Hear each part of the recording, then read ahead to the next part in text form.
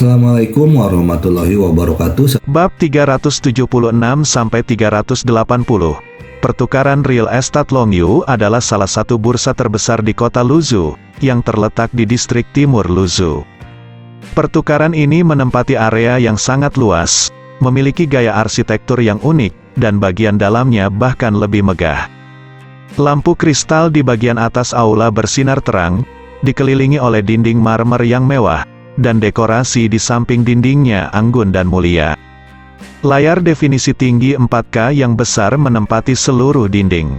Layar lebar didominasi oleh tanah di zona pengembangan baru, dan harganya sangat rendah.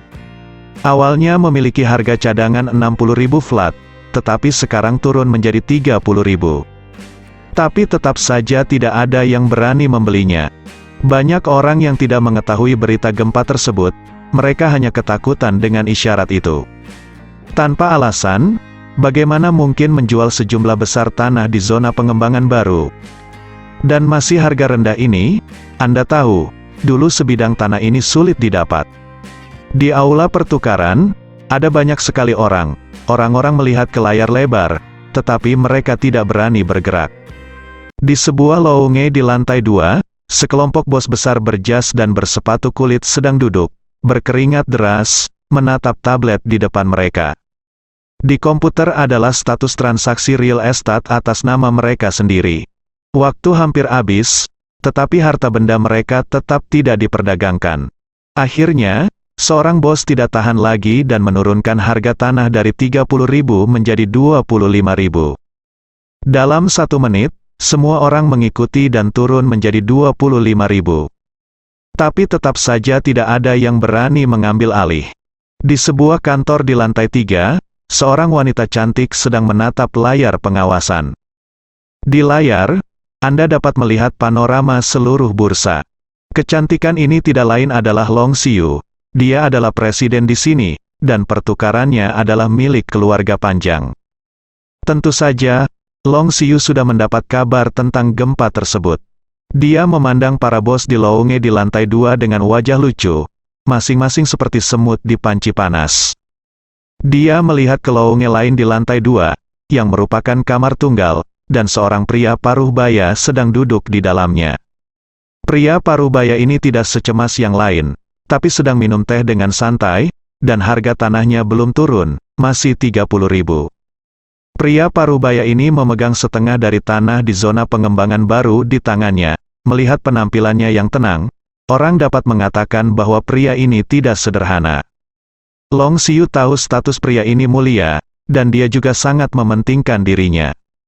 Tiba-tiba, mata Long Xiu menyala, dan dia menyadari bahwa Ye Chong telah datang. Dia juga datang untuk menjual tanah. Long Xiu sangat bersemangat.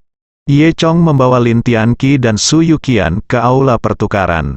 Itu penuh sesak dengan orang, dan semua orang membicarakan anomali hari ini. Ini benar-benar mewah di sini, puji Ye Chong. Tentu saja, saya telah menanyakannya. Ini adalah milik keluarga panjang, dan keluarga panjang adalah salah satu dari 4 keluarga besar di Luzhu. Kata Lin Tianqi, benarkah? Ye Chong tersenyum main-main ketika mendengar nama keluarga panjang. Harga tanah di layar lebar turun menjadi 15.000. Ini hanyalah harga kubis di industri real estate. 10.001 flat, aku ingin semuanya, kata Ye Chong kepada staf. Kakak Chong, pikirkan 2 kali, sudah terlambat bagi Lin Tianqi untuk berhenti. Staf segera mengirim pesan ke bos di lantai 2.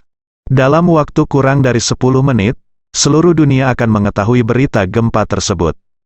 Ini adalah kesempatan terakhir, seolah-olah seseorang telah lama berjalan di padang pasir dan tiba-tiba melihat semangka es. Meskipun semangka itu agak kecil, itu masih cukup membuat semua orang bersemangat. Apakah orang bodoh ini benar-benar akan mengambil alih tawaran itu? Meskipun lebih murah, itu bisa dianggap sebagai memulihkan beberapa kerugian. Artinya, orang bodoh ini mengira dia telah menghasilkan banyak uang, keuntungan dan kerugian besar. Diskusikan dan putuskan untuk menjual sebagian besar tanah di layar lebar turun menjadi 10.000. Jadi, Ye Chong mulai membeli tanah sepotong demi sepotong. Orang-orang di lobi di lantai pertama menyaksikan dengan iri. Harga 10.000 terlalu pantas. Beberapa orang sangat ingin mencoba, tetapi kebanyakan orang masih menunggu dan menonton. Meski iri, mereka tetap tidak berani bergerak. Melihat Ye Chong benar-benar membeli tanah, Long Xiu diam-diam memarahinya karena begitu bodoh. Dia mengangkat telepon dan diam-diam mengirim pesan teks ke Ye Chong, jangan membelinya. Lagi pula, dia adalah presiden bursa, jadi dia tidak bisa secara terang-terangan menghentikan transaksi di bursa. Ye Chong tidak bisa melihat teleponnya, dia hanya melakukan prosedur penandatanganan sendiri. Sepertiga dari formalitas telah ditandatangani. Saat ini, ponsel berdering satu demi satu di aula.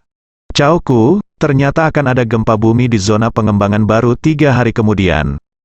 Teriak seseorang, tiba-tiba.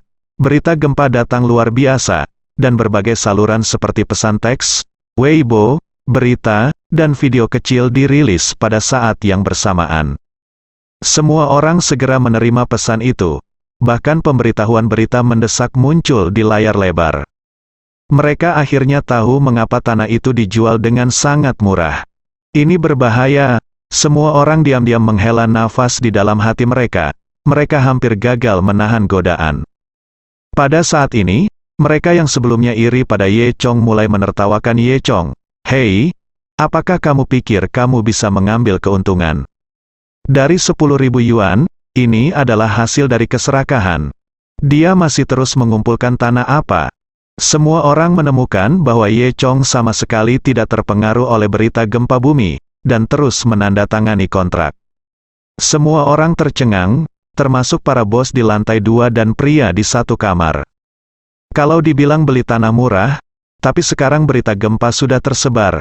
Kalau terus beli tanah berarti ada yang salah dengan otaknya. Long Xiu menginjak kakinya dengan kesal, bertanya-tanya apakah Ye Chong ini bodoh. Untuk mengingatkan Ye Chong, dia secara khusus meminta seseorang untuk menggulir berita gempa di layar lebar.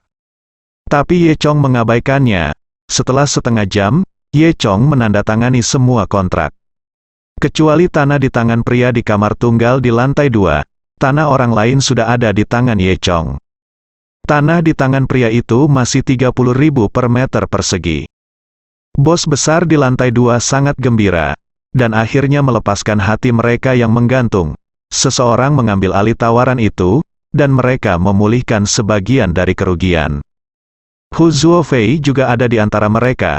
Dia juga ingin melihat siapa yang begitu bodoh membeli tanah padahal dia tahu akan ada gempa. Kelompok bos ini datang ke lantai pertama untuk berjabat tangan dengan Ye Chong dengan ekspresi bangga di wajah mereka. Oh bos, kamu benar tidak sederhana, kamu. Bahkan mengambil setengah dari tanah di zona pengembangan baru. Bos menggoda, semua orang tahu bahwa sekali zona pengembangan dihancurkan, akan semakin sulit untuk berkembang lagi. Mungkin 100 tahun dari sekarang. Meskipun mereka memiliki senyum di wajah mereka, mereka tertawa di dalam hati. Anak ini ditakdirkan untuk menjadi bodoh. Ketika Hu Zuofei berjalan, dia menyadari bahwa Ye Chong adalah orang yang membeli real estate-nya. Hu Zuofei yang ketakutan ini, dia bergegas ke Ye Chong, dan bertanya dengan ngeri, Tuan Chong, ini bukan tanah yang kamu beli, kan? Ye Chong tersenyum. Apakah ada masalah, Tuan Chong? Sejujurnya, selama gempa terjadi, sebidang tanah ini akan dianggap tidak berguna, tidak ada gunanya sama sekali. Jujurlah, Ye Chong tersenyum dan tidak mengatakan apa-apa. Hu Zuofei melanjutkan, saya benar-benar tidak tahu Anda ingin membelinya. Kalau tidak saya tidak akan berani menjualnya kepada Anda. Itu semua salah saya. Bagaimana? Saya akan ambil tanahku kembalilah. Hu Zuofei tidak mengatakan kata-kata ini karena hati nuraninya tahu. Dia hanya takut Ye Chong akan menderita kerugian jika dia berbalik, dan dia akan marah dan menghukumnya. Tanpa diduga, Ye Chong tersenyum dan berkata, tidak masalah, saya punya alasan sendiri. Hu Zuofei merasa gelisah dan ragu-ragu untuk waktu yang lama sebelum pergi. Bagaimanapun, dia menjelaskannya pada Ye Chong. Pada saat itu, apapun yang terjadi, itu tidak ada hubungannya denganku. Hu Zuofei menghibur dirinya sendiri. bos besar itu menyapa Ye Chong satu persatu, dan tidak sedikit yang mengejek Ye Chong. Yang lain mengenali Ye Chong sebagai Tuan Chong di puncak Guangming, dan lari ketakutan. Baru setelah semua bos pergi, Lin Tianqi dan Su Yuqian kembali dari rumah sebelah. Mereka bertanggung jawab untuk membayar tagihan, dan mereka harus membayar beberapa juta untuk setiap kontrak yang ditandatangani Ye Chong. Dana di tangan keduanya nyaris kosong. Jika normal, mereka akan merasa bahwa bisnis ini bermanfaat. Tapi sekarang, setiap kali mereka berdua membayar sejumlah uang, setengah liter darah akan menetes dari hati mereka. Saat ini, saya melihat Long Xiyu berjalan keluar dari atas. Begitu dia muncul, dia langsung menarik perhatian semua pria. Semua orang memandangi kecantikan itu dengan mata berapi-api. Tetapi tanpa diduga, kecantikan itu berjalan menuju Ye Chong. Ye Chong, ada apa denganmu? Aku dengan jelas mengingatkanmu, jangan membelinya. Mengapa kamu tidak mendengarkan? Long Xiyu tampak marah. Sepertinya dia menyalahkan menantu kecil suaminya. Semua orang tercengang. Bukankah itu hanya seseorang yang bodoh dengan banyak uang? Benar, idiot ini, si cantik benar-benar berbicara dengannya. Ye Chong tersenyum dan berkata, aku tidak melihat pesan teksmu hanya sekarang. Anda menggunakan layar lebar untuk menggulir berita, Anda tahu akan ada gempa bumi, tetapi Anda masih ingin membeli tanah. Tanya Long Xiyu lagi. Ye Chong tersenyum dan berkata, jangan khawatir, gempa bumi tidak akan terjadi. Lin Tianqi dan Su Yuqian tercengang. Jadi karena alasan inilah Ye Chong membeli tanah itu dengan putus asa. Nima ini terlalu tidak bisa diandalkan, keduanya merasakan sakit di hati mereka, uangku. Pada saat ini, seorang pemuda mendekat dari samping. Saudaraku, apa yang kamu katakan? Gempa bumi tidak akan terjadi. Ye Chong mengangkat bahunya sebagai persetujuan diam-diam. Long Xiyu terkejut. Sang Yingji, kenapa kamu di sini? Sang Yingji lah yang memberitahu Long Xiyu informasi orang dalam tentang gempa itu. Sang Yingji tersenyum, Xiyu, aku di sini untuk mencarimu. Kemudian dia menatap Ye Chong dengan jijik dan bertanya, jika kamu berani membuat penilaian seperti itu, kamu pasti terpelajar. Bolehkah saya bertanya pada pria ini, lulusan universitas mana? Tidak pernah kuliah, kata Ye Chong. Jadi kamu belum kuliah.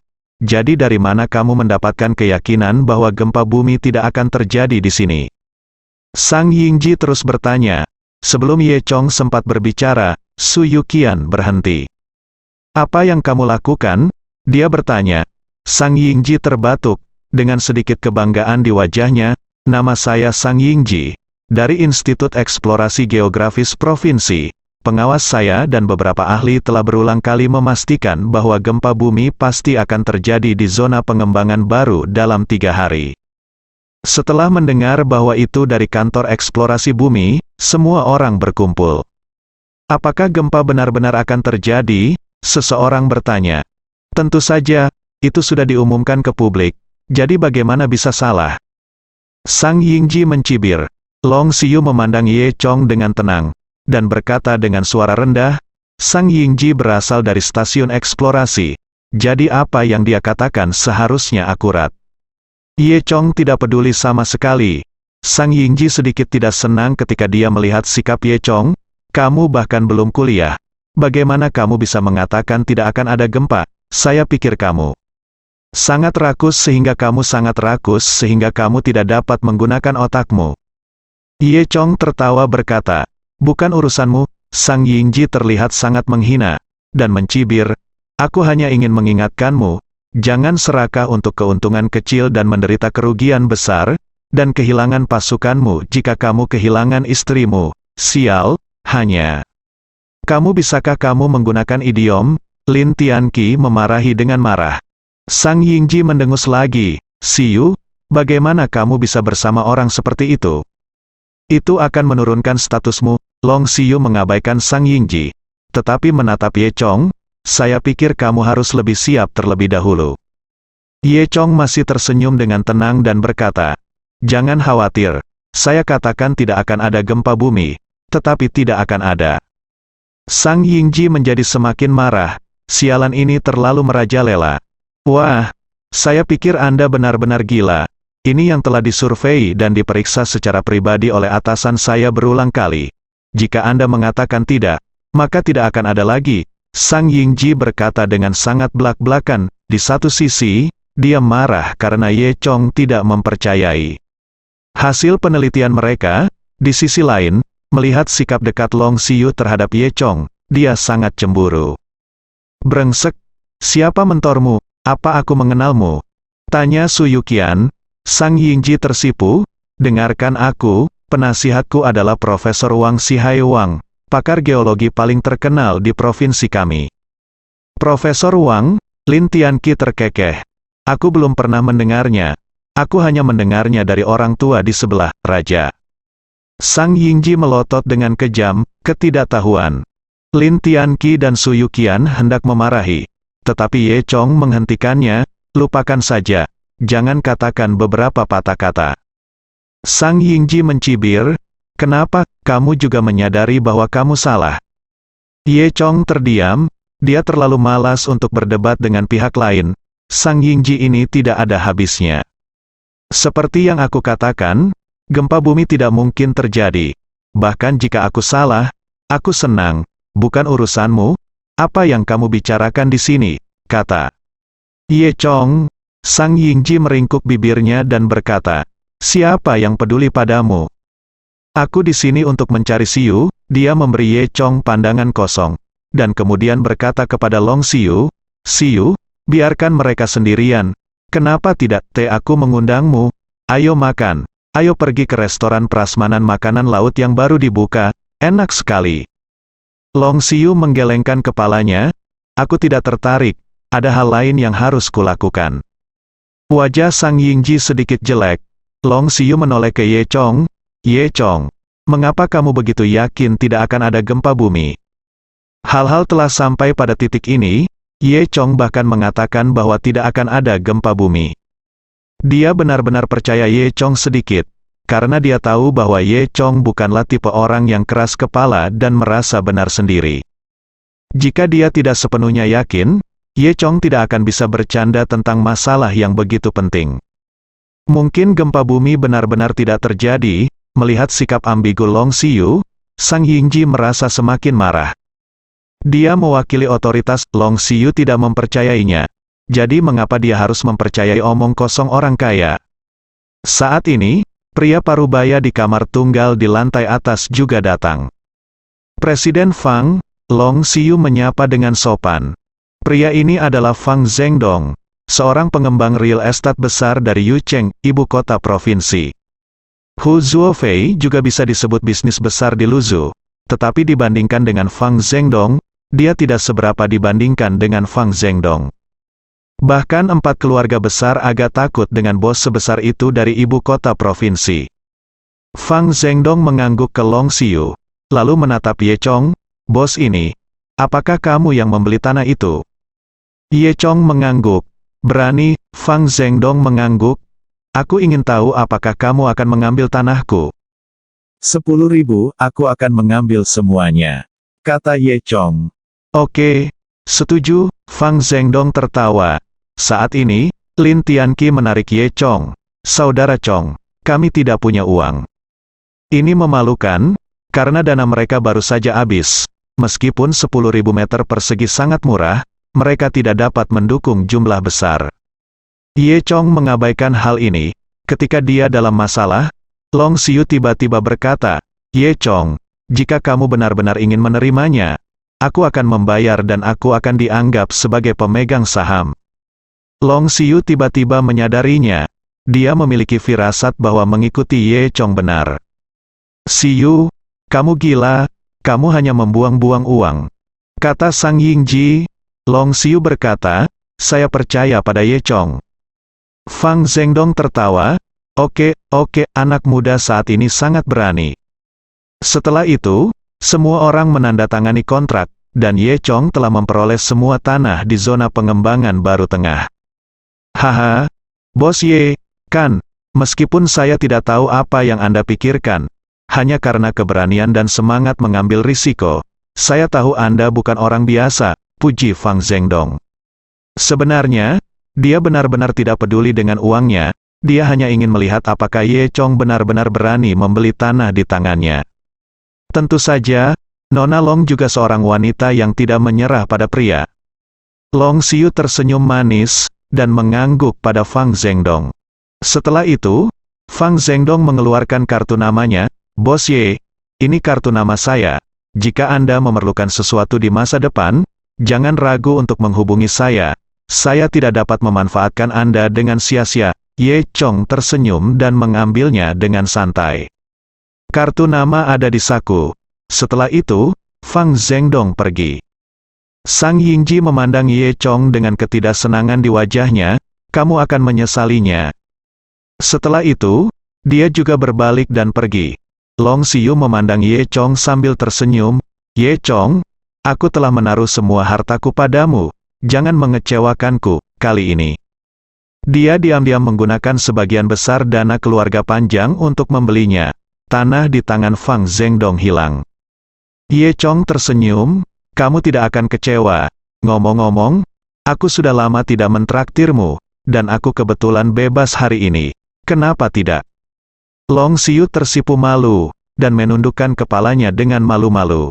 Lin Tianqi dan Su Yuqian menatap Ye Chong dengan iri. Brengsek, saudara Chong adalah saudara Chong. Keesokan paginya, berita bahwa Ye Chong mengambil alih tanah di zona pengembangan baru segera menyebar ke seluruh provinsi Jiangdong. Kebanyakan orang berpikir bahwa Ye Chong sudah gila. Jiang Chongchong, Tian Yongsan, Wang Ke dan yang lainnya memanggil Ye Chong satu demi satu. Ye Chong sendiri tidak tahu bahwa dia sangat populer. Hanya saja, panggilan tersebut bukan untuk berkencan dengannya, melainkan untuk membujuknya agar tidak melakukan hal-hal bodoh. Untuk keraguan semua orang, Ye Chong hanya menjawab, saya punya alasan sendiri. Para ahli dari lembaga eksplorasi bahkan mencemooh hal ini. Perilaku Ye Chong adalah ketidaktahuan dan tidak menghormati sains. Dia akan segera menyesalinya. Kata Sang Yingji di depan media. Setelah Tang Chun mendengar berita itu, dia hampir bergegas secara langsung. Dia tidak pernah menyangka Ye Chong akan melakukan yang sebaliknya dan bahkan membeli tanah itu. Ketika kami pertama kali memasuki kota Luzhu, kami tidak berpikir dengan hati-hati dan bertindak gegabah. Apa yang harus kami lakukan sekarang? Bukankah harus menebusnya? Mengapa Anda membeli semua tanah, Tang Chun? Mengeluh pada telepon, Ye Chong tersenyum dan berkata, Anda dapat yakin untuk mempersiapkan cabang salon kecantikan. Anda dapat yakin di sini. 2 hari kemudian, kurang dari 3 jam sebelum gempa yang diprediksi. Ada perintah berulang kali di surat kabar, memerintahkan orang untuk keluar dari zona pembangunan baru.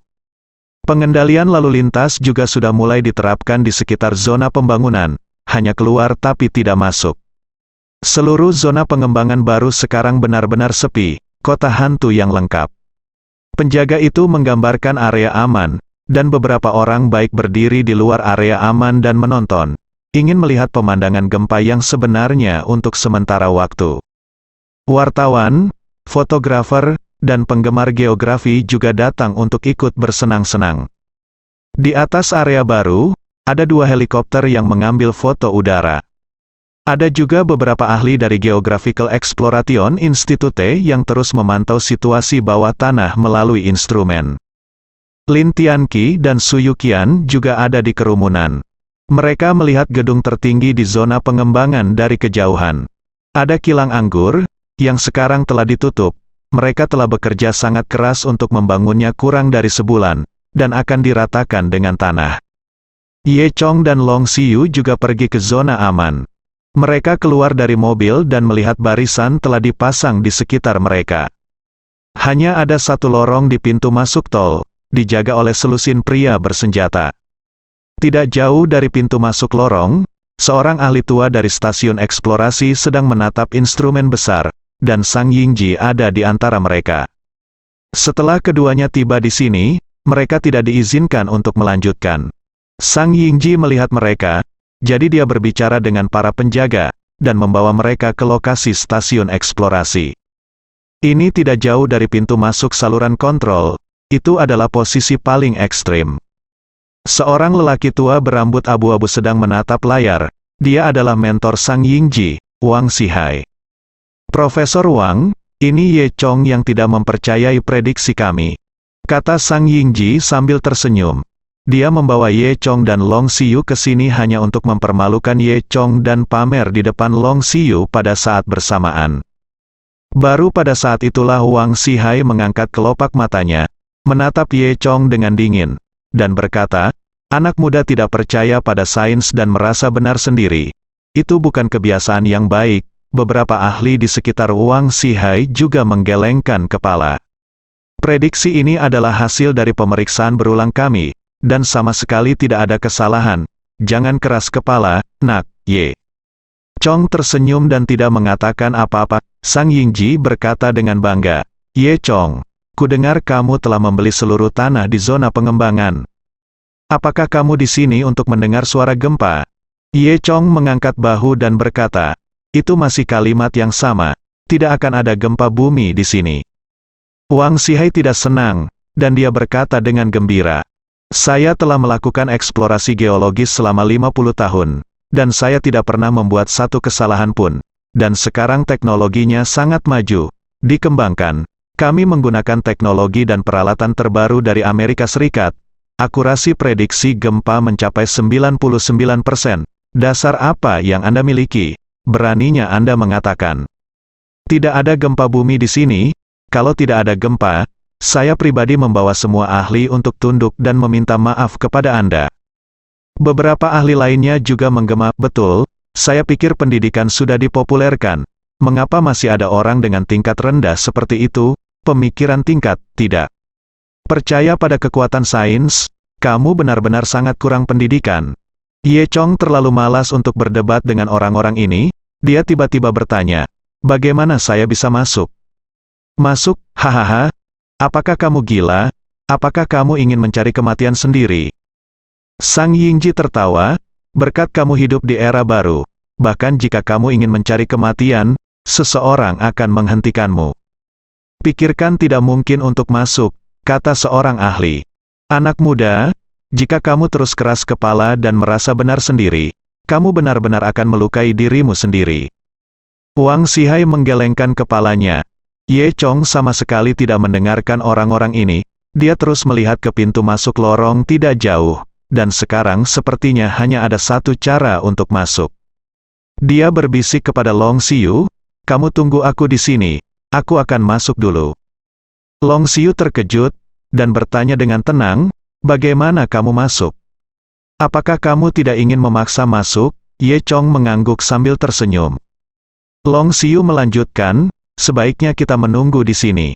Jangan khawatir, aku baik-baik saja, kata Ye Chong. Sang Yingji, yang berada di sebelahnya, melihat keduanya berbisik dan merasa kesal. Kamu Chong, omong kosong apa yang masih kamu bicarakan di sini? Ye Chong sama sekali mengabaikan Sang Yingji, malah berbalik, dan berjalan cepat menuju pintu masuk bagian itu. Melihat seseorang bergegas, penjaga di pintu masuk lorong segera mengulurkan tangannya untuk menghentikan Ye Chong, dan bertanya, berhenti, apa yang kamu lakukan? Ye Chong tidak menjawab, dan mempercepat langkahnya, seperti hantu. Itu menghilang di depan mata semua orang. Lapor, ini pintu masuk nomor 1. Ada yang memaksa masuk. Penjaga itu segera melaporkan situasi tersebut kepada atasannya. Tidak ada yang mau masuk dan menangkap Ye Chong saat ini. Pertama, karena kecepatan Ye Chong terlalu cepat, mereka tidak dapat menemukan target dalam sekejap mata. Kedua, akan ada gempa bumi di sini segera, dan tidak ada yang mau putus asa saat gempa bumi. Atasan tidak punya pilihan selain memberitahu kedua helikopter untuk mencari lokasi Ye Chong yang tepat. Sial, anak ini sudah gila, dia ingin mati, kata Sang Yingji. Wang Xihai menggelengkan kepalanya dan berkata, mengerikan tidak memiliki pengetahuan. Faktanya, Sang Yingji sangat ingin Ye Chong mati, sehingga dia bisa terus mengejar Long Xiyu. Memikirkan hal ini, dia berkata kepada Long Xiyu, Xiyu, datang dan lihat peralatan terbaru kami. Setelah berbicara, dia tidak peduli apakah Long Xiyu menyukainya atau tidak, jadi dia memperkenalkan ke Long Xiyu. Siyu, lihat garis-garis ini, mereka terhubung dengan sensor dinamis beresolusi tinggi. Sensor ini merasakan fluktuasi gempa melalui balok cantilever. Selama ada fluktuasi, struktur internalnya akan berubah, sehingga untuk mengeluarkan sinyal listrik, kita bisa kemudian gunakan perangkat untuk merasakan, setelah perhitungan dan analisis data yang tepat, kesimpulan dapat ditarik. Siyu, sebenarnya, ini hanyalah bentuk analisis respons frekuensi. Sang Yingji berkata pada dirinya sendiri, mengabaikan apakah Long Xiu mendengarkan atau tidak, mendung. Long Xiu agak menyesal sekarang, dia mungkin juga pergi dengan Ye Chong. Xiu, lihat garis bergelombang ini, yang mewakili getaran di tanah. Long Xiu sama sekali tidak memperhatikan apa yang dikatakan Sang Yingji, tetapi hanya fokus melihat ke dalam lorong, di mana Ye Chong menghilang.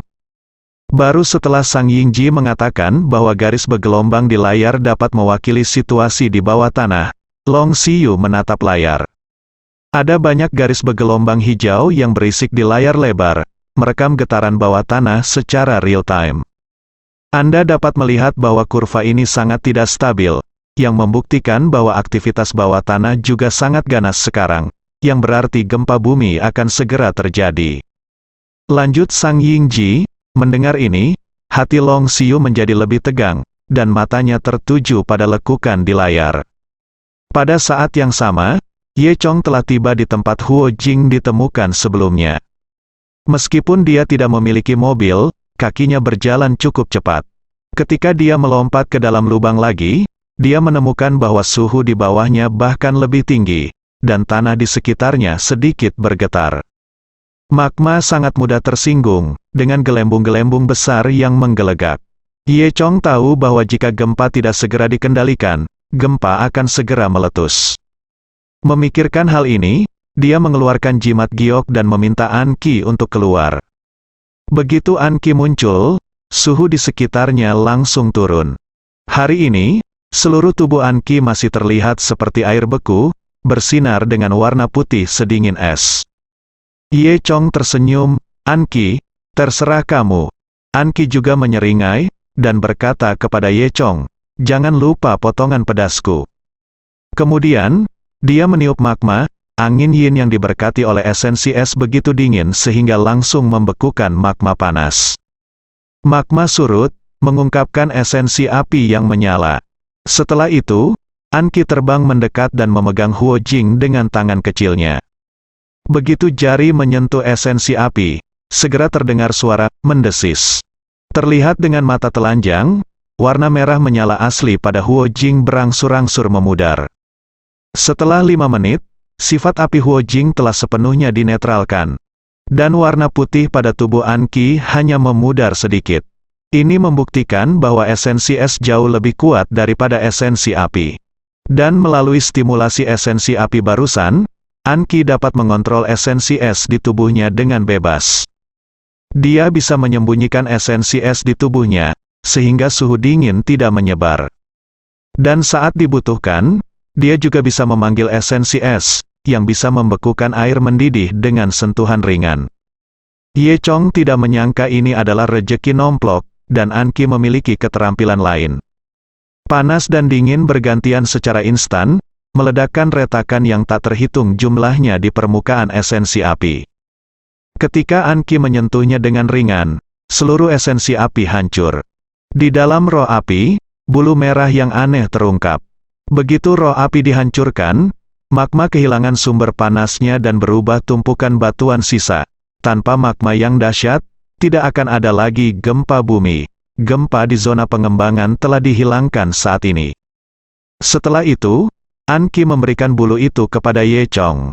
Setelah Ye Chong melihat pola pada bulu dan warna merah menyala yang tidak biasa, dia tidak bisa tidak merasakan jantungnya bergerak. Ini adalah bulu burung phoenix. Phoenix adalah binatang mitos kuno, melambangkan kelahiran kembali dari abu. Jika lebih banyak bulu phoenix dapat ditemukan, mereka dapat digunakan untuk membuat Suzaku dan menjadi bagian terakhir dari teka-teki di Dragon Palace Dojo. Memikirkan hal ini, Ye Chong terus menatap akar bulu. Ada totem kecil berbentuk ular di sana, yang kemudian dilukis. Di luar barikade, Wang Xihai dan sekelompok ahli tua menatap lekukan di layar. Fluktuasi kurva semakin kuat dan kuat, itu akan segera menembus penghalang dan mencapai ketinggian baru, yang juga menandakan datangnya gempa bumi. Sang Yingji menjadi semakin bersemangat. Siyu, lihat, gempa akan segera datang. Waktu gempa yang mereka prediksi kurang dari 5 menit. Penonton di sekitarnya juga heboh, dan semua reporter menyiapkan kameranya, menghadap ke gedung tertinggi di area baru. Karena runtuhnya bangunan kilang anggur, efek gempa bumi dapat terlihat paling jelas. Jika Lin Tianqi dan Su Yuqian tahu bahwa bangunan kilang anggur yang mereka bangun dengan susah payah memiliki fungsi seperti itu pada akhirnya, saya tidak tahu bagaimana perasaan mereka. Mereka sekarang meringis, dengan ekspresi kepahitan dan kebencian. 2 helikopter di langit berputar-putar, ada beberapa fotografer di helikopter, dan kamera sudut lebar yang mereka pegang semuanya diarahkan ke tanah. Semuanya sudah siap, sepertinya tinggal menunggu suara booming. Saat ini, Wang Xihai yang sedang menatap layar tiba-tiba mengubah ekspresinya. Karena dia menemukan bahwa lekukan yang tadinya masih gelisah telah menjadi sangat datar sekarang. Ini menunjukkan bahwa guncangan bumi telah melemah. Bagaimana mungkin? Wang Xihai terkejut, dan dengan putus asa mendekatkan wajahnya ke layar. Namun, lekukannya masih semakin rata, dan akhirnya hampir menjadi garis lurus. Bumi berhenti bergetar. Wang Xihai terkejut, ada gempa bumi seperti yang dijanjikan. Kata-katanya telah diucapkan, menyebabkan keributan seperti itu. Jika gempa tidak terjadi, itu akan berdampak besar padanya. Wang Xihai tidak tahu bahwa saat ini Ye Chong baru saja memadamkan magma panas dan mendapatkan bulu phoenix dari esensi api. 5 menit melewati waktu yang diprediksi dan tidak terjadi apa-apa. Namun, semua orang menunggu dengan sabar, lagi pula prediksi semacam ini tidak bisa 100% akurat dari segi waktu.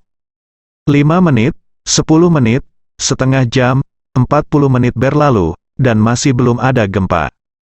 Kerumunan akhirnya menjadi tidak sabar, dan beberapa reporter datang ke sisi Wang Xihai satu demi satu dan bertanya, "Profesor Wang, apa yang terjadi?" Selama 40 menit, Wang Xihai telah menatap layar lebar, tetapi kurva tidak pernah berfluktuasi sekalipun lagi. Jelas bahwa gempa bumi tidak akan pernah terjadi lagi. Namun mengakui hal ini sama saja dengan mengakui bahwa prediksi sebelumnya salah. Semua ahli tahu apa artinya itu. Untuk salah satu prediksinya, seluruh orang mengikuti, dan seluruh zona pengembangan baru dikosongkan. Langkah sebesar itu, ternyata karena prediksinya salah. Kali ini Institut Eksplorasi Geografis kehilangan muka. Menghadapi pertanyaan reporter, meskipun Wang Xihai sangat enggan, dia tidak punya pilihan selain mengaku dengan sedih. Tidak ada lagi gempa bumi. Begitu kata-kata ini keluar, semua orang terkejut. Nima celananya lepas semua, biar aku nonton ini. Seorang lelaki besar berteriak, "Saya tidak menginginkan menantu perempuan saya lagi. Saya melarikan diri dari rumah saya di distrik baru. Anda mengatakan kepada saya bahwa tidak ada gempa sama sekali." Seseorang bertanya kepadanya, "Kapan Anda mengalami gempa, menantu perempuan, itu?" "Saya beberapa hari yang lalu, saya membeli boneka seperti Bing Bing, yang bisa digelembungkan," kata lelaki besar itu dengan malu-malu. Kebanyakan orang kesal di dalam hati mereka, dan tentu saja sejumlah kecil orang sangat bahagia. Long Xiu menarik napas dalam-dalam dan berkata dengan penuh semangat, "Apakah benar-benar tidak ada gempa bumi?" Sang Yingji mendengus dingin. "Sepertinya begitu." Long Xiu dalam suasana hati yang baik, dan menggoda Sang Yingji, "Mengapa? Jika tidak ada gempa bumi, kamu terlihat sangat tidak senang." Sang Yingji segera tersenyum canggung. "Mengapa? Bagaimana?" Pada saat ini, Ye Chong keluar dari pintu masuk. Dia datang ke sisi Long Xiu, dan berkata sambil tersenyum, "Bagaimana, aku benar?" Long Xiu diam-diam bahagia, dia memilih untuk percaya pada Ye Chong kali ini, dan dia benar. Karena tidak ada gempa bumi, nilai tanah yang dibeli Ye Chong dengan harga murah tidak dapat diukur. Sang Yingji tampak murung saat melihat Ye Chong. Wang Xihai malu dengan wajah lamanya, dan memimpin sekelompok ahli ke sisi Ye Chong. Saya minta maaf kepada Anda atas apa yang saya katakan sebelumnya. Wang Xihai bukanlah tipe orang tua yang keras kepala yang tahu dia salah dan segera meminta maaf kepada Ye Chong. Kemudian, menurut apa yang dia katakan sebelumnya, dia benar-benar membungkuk dan meminta maaf kepada Ye Chong. Para wartawan di sekitar mengambil gambar lagi. Kemudian Wang Xihai mengajak semua orang untuk mengemasi peralatan dan pergi dengan tergesa-gesa. Ternyata gempa tidak terjadi. Yang paling memprihatinkan adalah para bos yang menjual tanah dengan harga murah itu kini putus asa. Apalagi ketika mereka mengejek Ye Chong dengan kata-kata fasih sebelumnya. Sekarang sepertinya mereka benar-benar bodoh. Banyak orang telah mengirimkan berita bahwa mereka sedang mencari seseorang untuk membunuh Wang Xihai dan yang lainnya. Beberapa orang bahkan mengatakan bahwa Wang Xihai dan Ye Chong yang berkolusi untuk bermain trik, hanya untuk menipu wilayah mereka. Namun dari rekaman gempa sebelumnya di internet, terlihat jelas bahwa itu memang pertanda gempa. Namun entah kenapa, bumi tiba-tiba menjadi tenang sesaat sebelum gempa terjadi. Mengapa bumi tenang? Hanya sedikit orang yang memperhatikan poin ini, karena mereka lebih peduli pada keuntungan dan kerugian yang ditimbulkan oleh gempa tersebut. Tapi Fang Zhendong melihat sesuatu yang berbeda. Dia menduga bahwa Ye impulsif. Tapi dia tidak yakin, bagaimana kekuatan manusia bisa mengubah alam. Namun, dia masih berpikir bahwa Ye Chong bukanlah orang biasa, dan perlu ditelusuri secara mendalam. Lin Tianqi dan Su Yuqian tidur nyenyak dan tidak bisa menutup mulut dari telinga ke telinga. Krisis ini tidak hanya menyelamatkan kilang anggur, tetapi juga memperoleh tanah dari seluruh zona pengembangan, dan pengembangan di masa depan akan semakin tidak terbatas. Semua surat kabar besar di Luzhu berebut melaporkan peristiwa ini. Ada sebuah artikel berjudul, "Apakah Anda masih mendengarkan para ahli?" Menjadi hit hari ini, Long Xiyu akhirnya berani menghubungi keluarganya. Faktanya, Long Xiyu menggunakan dana keluarga Panjang untuk berinvestasi di Ye Chong, tetapi keluarga Panjang pada awalnya tidak mengetahuinya. Saat keluarga Panjang mengetahuinya, mereka sangat terkejut. Karena pada saat itu semua orang percaya bahwa gempa bumi pasti datang. Dan Long Xiyu benar-benar menghabiskan uang sebanyak itu tanpa bayaran. Long Mingcheng juga terkejut. Bahkan jika dia memiliki hubungan yang baik dengan Ye Chong, dia tidak membutuhkan metode ekstrim seperti itu. Dalam 2 hari itu, ketika mereka menghubungi Long Xiyu tidak berani menjawab telepon, jadi dia sengaja menghilang. Saat itu, Long Ying juga mengatakan bahwa Long Xiyu pasti diberi sub ekstasi oleh Ye Chong, hal semacam ini bisa dilakukan. Long Xiyu tidak segera menghubungi keluarganya sampai dipastikan gempa tidak akan terjadi. Tapi Long Mingcheng hanya membuat beberapa kritik simbolis, dan lebih banyak pujian. Karena, tindakan tidak sah, Long Xiyu kali ini, setidaknya 30 kali pengembalian untuk keluarga Panjang. Dan Ye Chong sekarang sedang merencanakan bagaimana membangun zona pengembangan. Tidak seperti Gunung Panlong, zona pengembangan di Luzhu mencakup area yang lebih luas dan menjadi milik kota. Gunung Panlong hanya cocok untuk membangun kantor pusat perusahaan, tetapi di sini Anda dapat membangun berbagai kawasan bisnis skala besar, tempat tinggal, bahkan rumah sakit, sekolah, yang dapat memenuhi kebutuhan hidup masyarakat. Sekarang, dia telah mencapai hubungan kerja sama dengan keluarga Panjang. Long Mingcheng juga menunjukkan ketulusan penuh. Keluarga Long menyumbangkan uang dan orang untuk bersama-sama membangun zona pembangunan ini. Dengan kata lain, Ye Chong bisa terus menjadi penjaga toko lepas tangan. Keluarga Panjang menyerahkan masalah itu kepada Long Xiyu. Long Xiyu juga sangat bersemangat, dia bertekad untuk melakukan pekerjaan dengan baik di bisnis ini. Meskipun Long Xiyu bertanggung jawab atas sebuah perusahaan sendiri, itu hanya milik kecil dari keluarga Panjang, dan keluarga Panjang menggunakannya untuk melatihnya. Proyek zona pengembangan berbeda, ini adalah proyek super besar, bahkan di antara semua industri keluarga Panjang, dapat menempati peringkat 5 besar. Keesokan harinya, Tang Chun menelepon Ye Chong. Sekarang tanah di zona pengembangan Luzhu telah dimiliki oleh Ye Chong. Kemudian, salon kecantikannya dapat memperluas cabangnya ke Luzhu kapan saja. Tang Chun berkata kepada Ye Chong, Luzhu tidak lebih baik dari Beijiang, kami mulai dari awal. Salon kecantikan Tang Chun telah mencapai skala tertentu di kota Beijiang, jadi penjualan offline-nya juga sangat terkenal. Namun tidak mudah melakukan penjualan fisik di Luzhu untuk pertama kalinya. Ini juga merupakan kesimpulan yang diambil Tang Chun setelah menganalisis situasi penjualan baru-baru ini dari industri minuman keras Longshan cabang Luzhu. Ye Chong juga merasakan hal yang sama.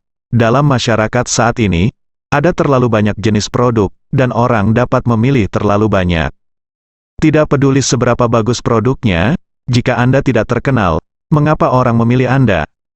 Sekarang adalah era aroma anggur juga takut dengan lorong yang dalam, jadi kami harus memajang produk kami. Apakah ada yang bisa dilakukan Nona Tang? Tanya Ye Chong. Tang Chun berkata di ujung telepon yang lain, sekarang ada dua cara, dan kita bisa melakukan dua cara bersama. Yang pertama adalah menemukan agen. Dengan cara ini, kita dapat mempertahankan keuntungan dari pengembangan awal. Dan kedua, kita perlahan-lahan dapat mengumpulkan popularitas di Luzhu. Ketika popularitas telah terakumulasi ke tingkat tertentu, toko fisik offline kita akan baik-baik saja, Ye Chong. Setuju? Bagaimana dengan yang kedua? Kedua, popularitas kita tidak bisa hanya mengandalkan agen. Ada cara lain yang efektif, yaitu dengan menembak iklan. Ya, produk kami memang perlu diiklankan secara luas. Kata Ye Chong, baiklah, saya akan pergi ke Luzhu secara pribadi, yang memiliki basis film dan televisi terbesar di Provinsi Jiangdong. Kata Tang Chun, bagus, aku kebetulan melakukan bisnis di sini akhir-akhir ini, dan aku akan membicarakannya secara detail saat kamu datang. Ye Chong tertawa. Di sebuah kedai kopi di kota Luzhu, ada 3 orang yang duduk. 2 pria dan 1 wanita. Pakaian mereka sangat aneh. Wajah kedua pria itu sangat garang, tubuh mereka kuat, dan mereka memancarkan aura dingin. Dan wanita itu sangat cantik, dengan kulit putih, bibir merah dan gigi putih, dan sepasang mata phoenix merah yang menawan sangat mempesona. Meskipun wanita itu sangat menarik, tidak ada seorang pun yang lewat yang berani melihat kedua kali, karena takut mengganggu kedua pria di meja yang sama. Ketiganya berkumpul di sekitar meja kopi kecil. Ada koran di atas meja, dan ada foto yang sangat mencolok di koran, yang merupakan adegan beberapa ahli membungkuk dan meminta maaf kepada Ye Chong. Wanita itu mengulurkan jari ramping sepucat bawang, dan mengetuk foto Ye Chong dengan ujung jarinya dicat dengan kuku merah. Itu dia, salah satu pria gendut melirik foto itu dengan dingin, dan berkata dengan dingin, anak ini sepertinya tidak memiliki keterampilan, tetapi dia dapat membunuh Zhou Cui-san. Dia benar-benar tidak dapat dinilai dari penampilannya. Apa itu Zhou Cui-san? Itu hanya pembunuh tingkat 5, dan itu normal untuk dibunuh. Kata pria lain, wanita itu terkikik, berhentilah berbicara omong kosong. Temukan dia dengan cepat. Aku masih ingin menggunakan dia sebagai suplemen. Dia mengedipkan mata pada 2 pria di depannya. Aku belum bersama seorang pria selama 3 hari. Jika aku jangan cepat dan temukan dia, hanya kalian berdua yang menemaniku. Meskipun wanita itu sangat cantik, setelah dia mengatakan ini kepada kedua pria itu dengan cepat menundukkan kepala ketakutan, bersambung.